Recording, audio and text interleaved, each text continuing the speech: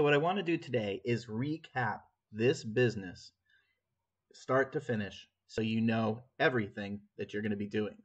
And I'm going to run through a lot of this quickly because there's other videos that show you how to do these things.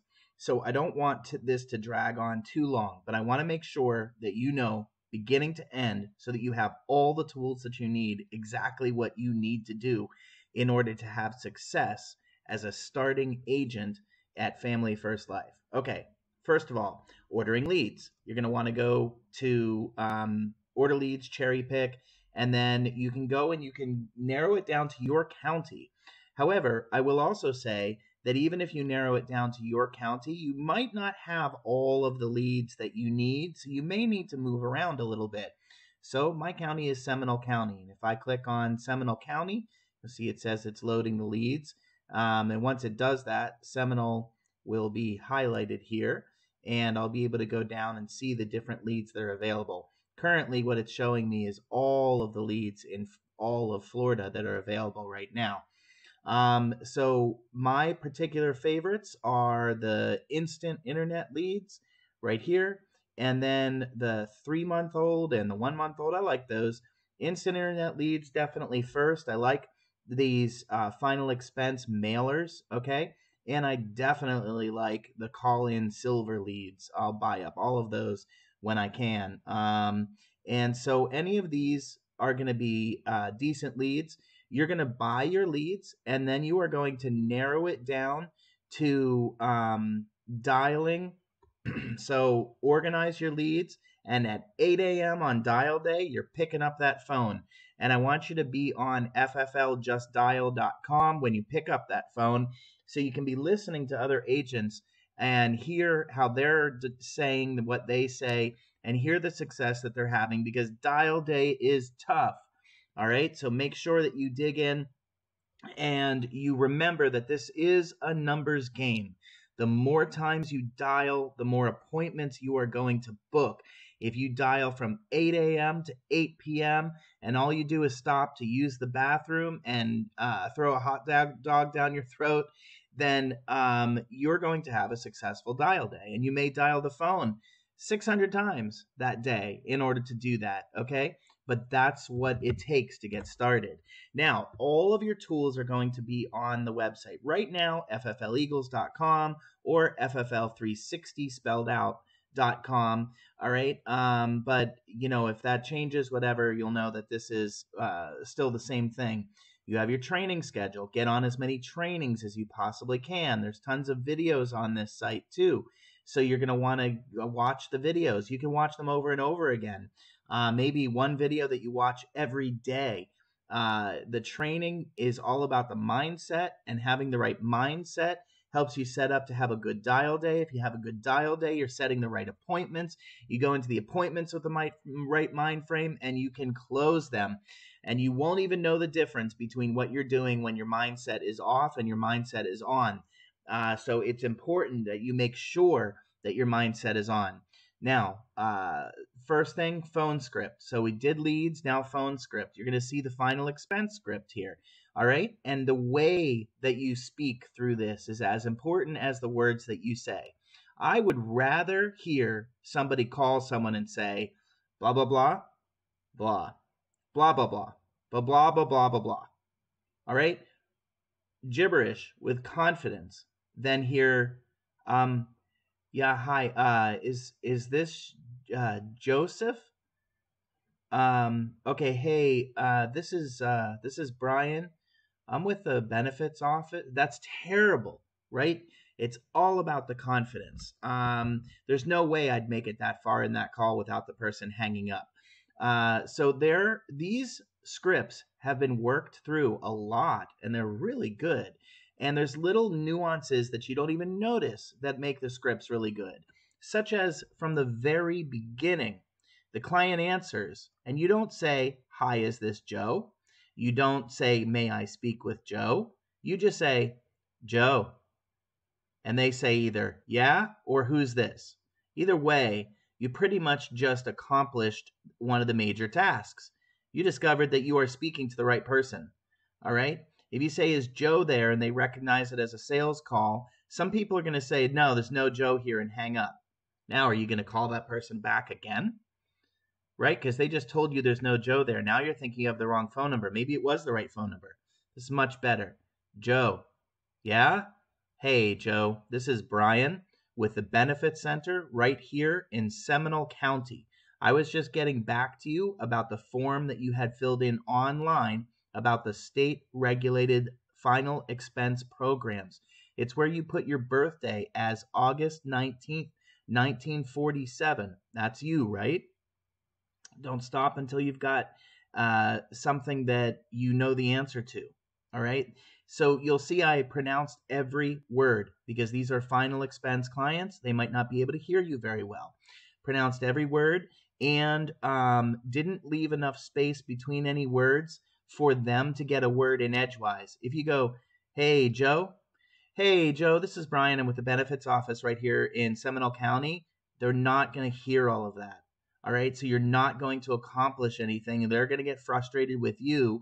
And then they're going to be going, who, from where, what benefits office? You want to make sure that you say it with confidence. All right. And then as you go through the script, you'll see, are you still at such and such address? That's very important. If you just say, I have your address as, and you read an address and it's an old address, they're going to say, nope, that's not me. Right. But if you say, are you still at? You're saying to them, I know that at one point in your life, you lived at this address. You're just confirming a piece of information. They say, no, I moved. Okay, Joe, the new address, please. And very matter-of-factly, okay? You want to figure out their schedule. Why are you figuring out their schedule? Because if you say, I'm in your area tomorrow, what time are you available? It's going to be never, all right? Because helping people that need life insurance is a lot like saving a drowning person. As soon as you get to them, they're going to drag you down. So you've got to be in control. You've got to know what you're doing so that when you get there, just like a good lifeguard knows how to flip the person on their back and grab them around the chest and swim them back into shore. The only way they can save that person and not drown themselves is by knowing exactly what they're doing. So that's what we're doing here. Figure out their schedule. Are you working, disabled, or retired? If they're working, what time do you typically get off of work? The most important word in that sentence is typically. Because if you say, what time do you get off of work? You might get a song and a dance from them. Well, tomorrow I pick up my grandson. Thursday, sometimes I go out with my friend. You don't want to know that. You want to know what time they typically get off of work. Now, if they're retired or disabled, then you want to know if they have any doctor's appointments that day. All right? Because trust me, they have a lot of doctor's appointments. So you figured out now when they're going to be home. Now you want to know if they're married because you don't want to do one-legged appointments. You want to make sure you've got both of them there. And then you ask the same questions about the spouse. Now, you're a busy person. So you're going to tell them when you're coming over. Okay? Okay, I have about 10 other families I need to see tomorrow. I already have a 6 p.m. booked, but what I can do is I can squeeze you in for about 10 to 15 minutes at 7 p.m. To get this information back to you. What is the color of that 123 Main Street? All right, we're not going to give them a choice. This is what we're doing. It's even a good idea to throw in, is there any reason why you won't be home tomorrow at 7 p.m.? One of my favorite parts about this script is the last line right here. It's a little controversial. You're questioning their character, but there's two things that keep people involved in anything, in a book, in a movie, in a conversation, in a story, and that is mystery and controversy. Without those things, it's boring. Take the mystery and controversy out of any one of your favorite movies and it's no longer exciting. All right? So this adds a little bit of controversy in. So just a tiny bit. One last thing, Joe. Are you good at keeping appointments? Yeah? Me too. I'll see you tomorrow between 7 and 7:30. All right? And it adds a little bit of controversy. The mystery part of this is the price. That's what they want to know. Don't ever give them the price over the phone. They are gone as soon as you give them the price. You've got to be there and you've got to build up the reason why they need it and build up the benefits. It's much more important to stress the part where you're telling them what they're getting versus what the price is going to be. All right. So that's all in there. All right. There's some useful tools here too. Sideline app. That's going to be great in order to change your phone number. You're going to want to dial on Monday, wait through Tuesday and Wednesday, and then on Thursday morning when you go to dial again, you're going to change your phone number, because otherwise you're going to show up as spam and nobody's going to answer the phone. Phone burner is a great way to dial through a lot of leads at one time. It'll call multiple phone numbers and just connect you with the one that answers. Calendly is also a great way to book your appointments. So you can open up your Calendly. When you book an appointment, put in their info. It'll send them a confirmation automatically and confirm with them again that they're going to be home. You can set all of that up. There's a free tool, and then you can do a whole lot more with it if you use their paid tool. All right, so that's the phone. Next is after you've set the appointment, you're going to be there with them. You're going to be in home. So first thing I ask people after you want to schmooze with them a little bit, make sure you confirm, like, just you want to get to know them a little bit. All right. If you can't come up with anything walking into their house, just you can ask them how long they've lived there. Where did they live before? All right. Find something in common and, ask them questions. They might have pictures hanging up in the house. Oh, where did you get this? They hung it on their wall. If they hung it on their wall, it's something that's important to them. All right. So, be really like something in their house and, be like, wow, this is so neat. It doesn't matter, something so that you can connect with them a little bit for just a few minutes before you start. And then once I start, I tell people there's going to be 3 segments to this meeting. First, I'm going to ask you some medical questions. It's incredibly important that when you answer those medical questions, you're really honest with me. I'm not asking those questions so I can figure out what's wrong and raise your rate. They already know because they're going to check the Medical Information Bureau online in order to see all your ailments. I'm asking the questions because I want to figure out which of the carriers that I work with that is going to give you the best deal. I work with basically all of the major carriers, and so we're going to be able to get you the best possible option, and it's going to be based on your medical history. The second part of this meeting is going to be asking you some financial questions. Now, I'm not asking you financial questions in order to see what you can afford and make sure that I can get every last penny out of you. Quite the opposite. I want to make sure that we get you something that you never have to cancel. You may end up telling me, hey, $300 a month is perfectly fine, and I may talk you into something for $200 a month, okay? Because the only time I ever get in trouble at work is when someone cancels. And if you pay this for months and months and months, and then you cancel, your family gets nothing, and that company gets to put another floor on their building. Okay? Let's not do that. They don't need the money. Your family does. Let's find something that's affordable for you. That breaks down all the walls financially with them. And lastly, I'm going to help you put an application in. Does that make sense? If they have any objections, let them come up with them then. All right, Mary, do me a favor. Grab your driver's license and your checkbook so we can get started. And let them object to that. If they have an objection about the checkbook, I don't need you to give it to me. I just want to make sure that you've got it. All right, before we get started. Because we're going to get everything done here in one appointment for you, and you'll never have to worry about life insurance again. All right, so once they start telling you the medical questions, well, that's when you're going to go through these guides. All right, so Mary, what medical conditions are you dealing with currently? All right, and she tells you what medications are you taking. I don't know one med from another, but when they tell me the medications that they're taking, those are the things that they know. So then I can say, why are you taking that medication? What are you taking it for?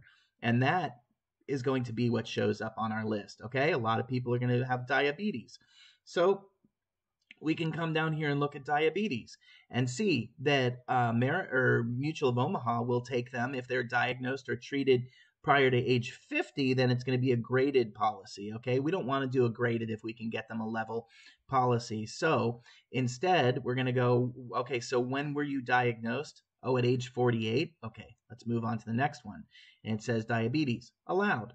It doesn't say it matters what age, so America is going to be a good option. But if they had any diabetic complications within 2 years, then it's going to be guaranteed issue. So, have you had any diabetic complications like insulin shock, coma, retinopathy, neuropathy, any of the opathies? And so, anyway, they're going to say, no, I never had that. Or, yeah, last year I had to have a toe removed. Okay, well, then we're not going with America, are we? So we're going to move on to the next one. All right. It's allowed. See, diabetic complications. All right. Have you ever had insulin shock, diabetic coma, or amputation? And let's say in this case, they say, no, I've never had any of those. All right, good. Well, then we can work with Prosperity. Okay. So there's a lot of different options there for you. And that might not be the only ailment that they have. It may be that Mutual of Omaha, America, and Prosperity all will take them, but they may also be on kidney dialysis, in which case they're in trouble here, right? We're not going to be able to get them any of these, and we're going to do AIG because AIG asks no medical questions. All right. So anyway, so that is the grid sheet. So that's how you go through that. Credibility sheet, I keep this in the front of my binder. I also have printed out those grid sheets and I keep them in my binder. And then there is a budget worksheet if you want to work through a budget with people in order to figure out what they can afford for life insurance. You figure out their expendable income and then say, all right, life insurance, we spend 10 to 15% of our expendable income for life insurance. So I'm going to look for a policy for you for $40 to $60 a month. And then you just start looking. Don't ask. Tell them. You direct them. That's what they are looking for. You're the one in the house that knows the most about life insurance. All right. All right, so the last step is going to be then going to the carriers. So we're going to go to the carriers. We have already figured out at this point that either we know how much they're going to spend or how much they need. So we can go and look through the quoting tools. They're all here. Now, if you run into somebody who says, I don't have a bank account, that's okay. It doesn't mean that that's the end of the world. It means that you're going to need to use, do you have a Direct Express card? All right, that's the benefits card from the government. If so, then we're going to use that. We're going to use Prosperity, AIG, or Transamerica. If they say no, it's just a credit card. I have a credit card. That's all I have. Okay, well, it's not the best option, but Prosperity will take a credit card, and so will AIG. I'm going to add that in there. So it's going to be one of those two. All right. If they say absolutely not, no way, I'm only using a check, I will not, give my bank account information out. Say, Mary, you do realize that the information that I'm asking you for is on the bottom of every one of your checks, right? That's all the information that I need. It's the same as paying with a check. It's just that they're going to do it automatic. Nope, I got in trouble with that before, they say, and I'm never giving anybody automatic. I want to be in control. Sure. So we're going to pay quarterly then. That means you're going to pay for 3 months at a time, and then you can use a check. Any of the companies will let you do that. If you pay 3 months at a time. All right. This tells you the ages of the people. So you know what you can write for them. And then also before you start selling, you can do the practice apps in Aetna and Americo. As soon as you get your writing numbers, you're going to want to come here. You're going to want to click on each one of the e-apps for the companies that you have a writing number for and create a new account. It's going to take 24 hours for them to give you the access to the e-app. So it's important that you get that done as well. Okay. After that, you're submitting an application and it just is down to following up with your client. All right. So that is the entire process. Once you've submitted their application, you want to follow up with them and just let them know, hey, I heard from Americo and you're good to go. Or, you're going to be getting the policy in the mail. Or versus your email, whatever the e-app told you. And you just want to check in with them every once in a while. You're their life insurance agent now, so you want to check in with them, and that's an opportunity to possibly get some referrals from them as well. That's the process.